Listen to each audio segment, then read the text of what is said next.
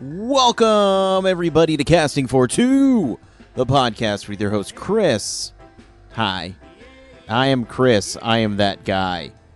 I got a really special Thanksgiving Day episode for you guys. But before I get into that, as always, I would like to thank the people over at Secret Stage Productions for hosting Sunday Brunch and working with myself and Megan.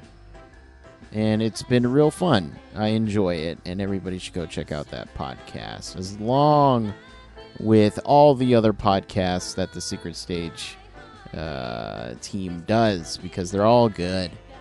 So go do that. This is weird. I can actually take my time with the intro, because, like I said earlier, this is a very special Thanksgiving episode. And so what I thought what would be a great thing to do was, again, since I'm with the Secret Stage group, I thought it'd be great to get them in on the Casting for Two experience. So I asked the team for their favorite Thanksgiving Day stories, Thanksgiving in general stories.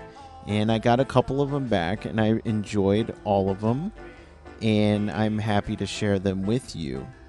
While I was doing this, I gave zero thought into what I would talk about for Thanksgiving. And in fact, as I'm talking right now this second, I have no idea what I'm going to talk about right now. For me, Thanksgiving has always been a time for food and travel. It seems like when I was a kid, I was always traveling somewhere else, whether it was flying over the weekend to Dallas and watching the Cowboys play, or flying over to Dallas and watching the Cowboys play. Just lots of cowboy watching. For the people at home, the Cowboys, the football team, not just to go watch Cowboys. And then as I got older, Thanksgiving meant traveling to El Paso to hang out with family and watch the Cowboys play. But really, when I got older and I started working, my first job was the movie theater, and it was very weird, for sure, working on Thanksgiving Day. It was something that I wasn't used to. And so from then on, my holidays meant that I was working. And you'll hear Dan touch on it, that it's very weird when somebody who's been working every holiday isn't working. I kind of don't know what to do. But I guess the story I would like to talk about is the story of when I didn't have Thanksgiving. I was in Canada at the time, going to film school, and we were working on a short film for one of my classmates. And the weirdest thing was, it was Thanksgiving Day, and we were working hard on this shoot, but yet nobody was acknowledging it was Thanksgiving, because in Canada, Thanksgiving happens in October, not the actual date that we all know and love. I call it Fakesgiving in Canada because it's not real. It's on a Monday. That doesn't make sense. And people want to go up to Canada. They want to defect up to Canada. So I remember we were working on this short, and I keep getting phone calls from my family, from my mom, my dad, even my uncle wanted to talk to me on Thanksgiving. And it was weird not being able to enjoy a meal with my family. That was the weirdest part. But then also the weirdest part was not being able to shop. I know many people probably don't like to do Black Friday. They don't like to shop. I personally have a lot of fun with it because it is absolutely crazy and it makes no sense. And it's something we as Americans should not do. But it's utter madness. And I like to look at humanity at its worst because the way people get it truly is crazy. But one of the nicest things was after we finished the shoot, a couple of my Canadian friends were looking at me and just asking me what I was going to do. And I said, you know what? I am going to go to the restaurant next to the place where I live, and I am going to get a turkey dinner because it is Thanksgiving, and I want to have Thanksgiving dinner. And they looked at me and they said, we would like to join you. And I remember sitting at a booth across the street from where I was living in film school, having a turkey dinner with some of my classmates. And even though I missed my family, I thought it was a nice moment to see my film school family want to experience it with me, even if it wasn't actual Thanksgiving. So I'm very appreciative of them. But right now, like I said, I have some Secret Stage members that are going to tell you some stories. The first one is Dan. The second one is Hales. The third person is Nick. And the last person is Megan. And I want you all to listen, have a good time, eat some turkey, and just hug the person you're next to, all right? So let's get into this.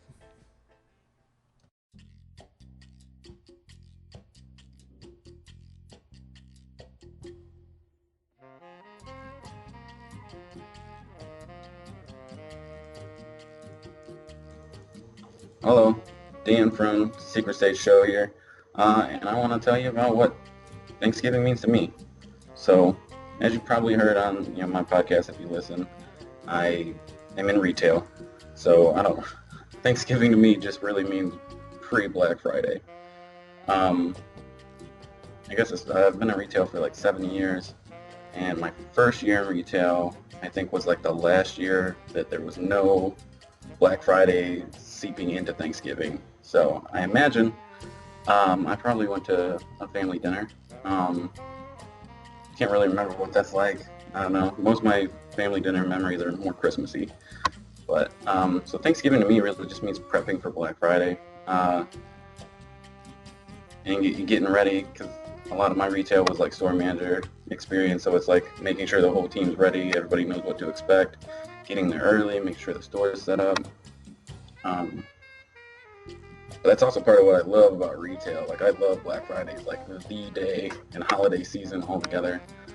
So Thanksgiving to me is just prepping for that.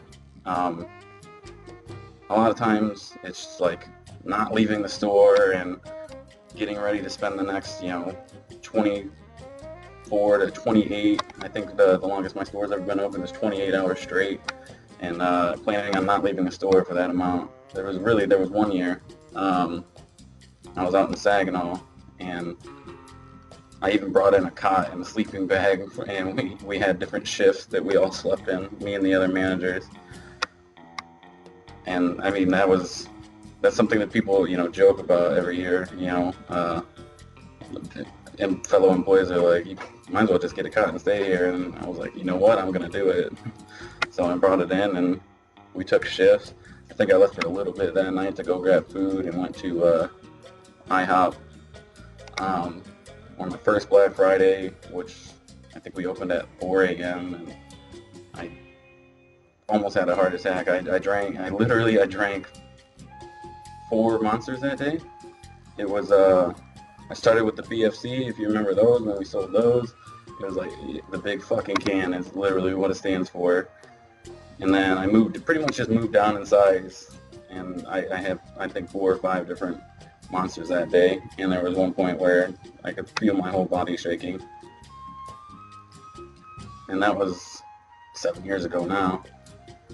This year, actually, so far, I'm not scheduled to work on Thanksgiving, which is nice. I'm gonna get dinner at my grandma's with my mom's side of the family, and that'll be nice. Honestly, though, I've been trying my darndest to work on Thanksgiving. That's just what I'm used to. I'm used to, if I can make dinner, I get there, I eat, and then I usually have to leave before everybody else to go get to the store on time. So, I mean, I really don't even relate Thanksgiving to like a big feast and family time. I relate it to Black Friday is really what it is. So to me, it's all about making money. I've had jobs where I work commission, and so Black Friday's like make as much bank as possible. Yeah, I think that's pretty much it. I've had a couple experiences with family get-togethers, but I don't like traditional Thanksgiving food anyway. Like, I'm not even a fan of turkey, cranberry sauce, or whatever that thing is. Real particular on my stuffing, so it doesn't really mean much to me. I'd much rather be at work, and that's why I said I'm trying to work on Thanksgiving. I'd much rather be at work making money. So that's what it means to me, and I'm looking forward to it as always.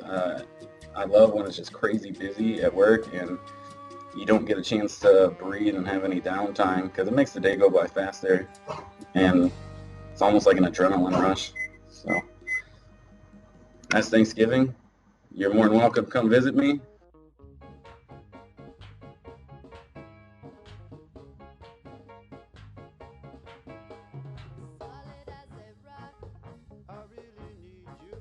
Hey, it is Hales from Zach and Hales Make a Podcast, and my Thanksgiving story is either going to be very boring to you or you're just going to feel bad for me, I'm hoping, because it was miserable. Well, the actual Thanksgiving bit was fine, but basically, I live in Ohio, my whole family lives up in Michigan, and I work very interesting hours. I work 7 to midnight, 6 days a week. So typically around Thanksgiving, if I am going to be able to come home, it means that I have to leave at midnight, right after my shift, drive for almost 4 hours, and then get home and proceed with my Thanksgiving plans from there. So last year, I was on my drive, having a grand old time at 3 in the morning, as you do, and I was going to be running my first 5K with my mom and my brother in Detroit. They offer like a 5K, a 10K, and like marathons centered around Thanksgiving right before they do the big parade in Detroit. And I was trying to make it to my home, which is like 30 minutes north of Detroit. So that way my mom and I could leave together and we would just like be able to condition ourselves and get ourselves in the mood to run a 5K for the first time, at least on my end.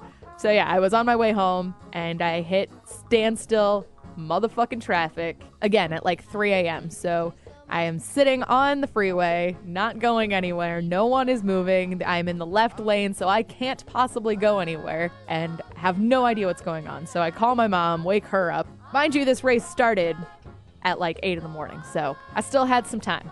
Call my mom, let her know what's happening. She goes to the computer, finds out that there was a fatal accident just ahead of where I was at. There were no exits that I could get off on. To avoid the situation, I was just stuck in this spot, could not move until they cleaned up the accident. So my mom actually went a step further, called the police department in the area and asked them roughly how long they thought it would take. And they were like, well, it's going to be at least another 2 hours. From there, we don't know. So I settle in, have myself a nice little nap, because I'm not going fucking anywhere. Wake up to a fairly attractive male knocking on my window. And I'll be honest, at 3 a.m. when I'm really pissed off, I was hoping it went one way, didn't go that way. Instead, he just told me that they had talked to the police and found out it was going to be at least another hour on top of that 2 hours I had already waited. So, continue to just sit there doing nothing for another hour. And by the time they had cleaned up the accident and I was on my way home, still like an hour away from Detroit, mind you, it's like 7 o'clock in the morning, I watched the fucking sunrise. And I gotta be to Detroit for my race on no sleep. I've been sitting in a car for at least 6 hours at this point when I should have only been in there for 3.5 to 4. And yeah, get to the race. It all ends up being really good. I run the whole thing.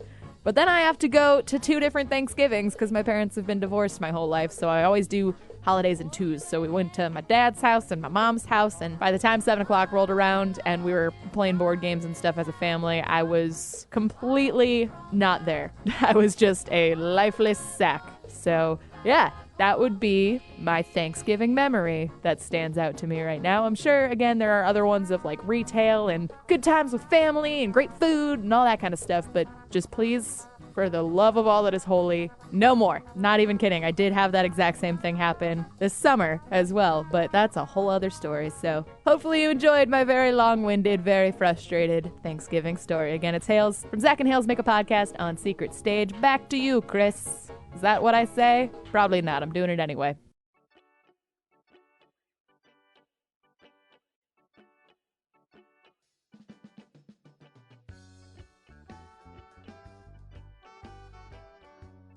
Hello, my name is Nick. Thanksgivings for me are usually pretty bland. Family always comes over to our place, we eat some turkey, and then everybody goes home. But one year, about 5 years ago, instead of coming straight home for Thanksgiving break, I instead visited a friend down in Tennessee. While coming back, blindly following my GPS, it told me that I should take the Ambassador Bridge Road because it would avoid some traffic. Driving along, noticed some construction, and I see a sign that said something along the lines of "Don't follow your GPS." I'm like, what do the signs know? My GPS knows better. Before I know it, the entrance back to the highway is blocked, and my only path is the Ambassador Bridge, which goes to Canada. Unlucky for me, I had a pistol in my trunk that was not yet registered to me. It was registered to my father. I was bringing it home in the hopes of possibly going to the shooting range with my dad. Yeah, trying to get into Canada with a pistol not registered to you is probably going to end very badly. So I talked to the lady at the gate. She told me, drive up there, pull over on the left, somebody will come and open that gate for you. Well, I pulled into the wrong parking lot. The person who was supposed to meet me probably showed up, didn't know what to do, and then left. So I went up there thinking, oh, well, maybe it's just automatic gate. No, there's a combination.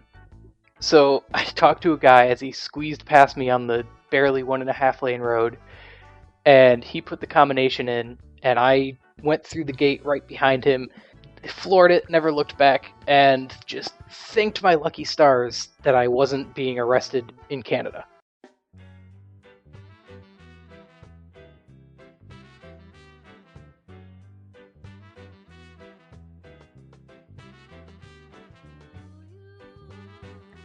Okay, so my most memorable Thanksgiving memory. Before I tell you this story, I want you to know that I'm not sure I've ever told anyone this story because it's so personal that I'm having to, I guess, dig deep within myself to be able to tell it. So, I first of all just want to thank you for respecting me and this place to tell it. Anyway, I guess it was about 10 years ago. I was waking up early in order to watch the Macy's Thanksgiving Day Parade, which, if you know me, is the greatest part of Thanksgiving. So I was there in my pajamas at home, watching the parade, waiting for Santa to finally emerge, and I hear this loud sonic boom sounding thing, and I look up, and I'm not expecting to see anything because it didn't sound like, a break-in, but it was loud enough that I was legitimately concerned. So I look up from the TV, and I see, I believe, and I could be totally wrong on this, I believe it was about 8 turkeys just standing there in my living room. I do love animals, but even for me, this is super weird and completely abnormal. If you were the type of person who has turkeys standing in their bedroom or in their living room, then we would probably get along really well. But for me, at least at this point in my life, this wasn't the norm. So I look up, and there are these turkeys in my living room, and I'm like, wow, this is awfully festive, but weird. so what's going on? And before I know it, they had taken their little turkey legs. It's worth noting that these were live turkeys. They weren't cooked, at least not yet. They took their little turkey legs and they threw a hood over my head, and it was so black and I could not see, and they led me somewhere. To this day, I have no idea where they led me, and all I could hear the entire time was this weird clucking sound, and I think it scarred me, because anytime I hear it cluck now, I just like jump. And so it's crazy that I can even like face Thanksgiving anymore. Anyway, so they throw a hood over my head. I can't see. I don't know where they're taking me. I think they might have put me like in their weird spaceship or the trunk of their little turkey car, or I don't know, because I couldn't see anything. Anyway, it's like 2 hours until I see daylight again. And they take the hood off of me, and my hands are tied behind my back. I'm strapped to this chair, and these turkeys are surrounding me, and I have no idea what is going on. So I asked them, I was like, hey, did Santa come in the parade? I need to know that Christmas is coming, like for real. And they said, now's not the time, Missy. We're here to ask you to lead us to our giant turkey leader. And I said, I have no clue where your giant turkey leader is. I am obviously the wrong person. You've got the wrong girl. I just want to see Santa. And so they said, well, maybe we do, but we feel like you know where our giant turkey leader is. And I said, I really don't. I don't know why you can't get it through your little turkey brains that I have no clue who or where your giant turkey leader is. I just want to know if Santa's here, and I want to eat my weight in food. And they said, all right, we will give you food if you agree to tell us. And at this point, I'm pretty hungry, and so I said, yeah, okay, sure, fine, whatever. And they feed me all I can eat cranberry sauce. And I like cranberry sauce, but I don't love cranberry sauce, and I sure as hell don't want to eat my weight in cranberry sauce. You know, maybe if it had been green bean casserole, but cranberry sauce, no thank you. So I ate as much as I could, and right as I felt like I was about to puke, they said, tell us where our giant turkey leader is. And I said, you know, I really have no clue, and that's the truth. And they threw the hood back over my head, and they put me back in their, sorry, this is very personal, they threw me back in their little turkey car or their spaceship, or I don't know what turkeys drive or fly or what they do except for cluck. And next thing I know, they're dropping me back off at home. And I'm sitting there on my couch, and I said, you know, this is great. This is very kind of you to bring me back home. And I appreciate the cranberry sauce. It wasn't very good. You should really work on your recipe. But I still don't know if Santa's coming. I didn't get to see the end of the parade. And they said, this never happened. And I said, well, clearly it did. I remember, and I still feel very sick from the cranberry sauce. And they were like, no, you can never tell this story to anyone, or else you run the risk of Santa not coming. And up until today, I felt like that was not a risk that I was willing to take. But I feel like for this occasion, in this year that has not been great, and we need to make this Thanksgiving worthwhile, I thought I would tell you about the year that I was, in fact, abducted by turkeys. If they're out there listening, I still don't know where your giant turkey leader is, but please don't abduct me. I really gotta know if Santa's coming. Anyway, happy Thanksgiving.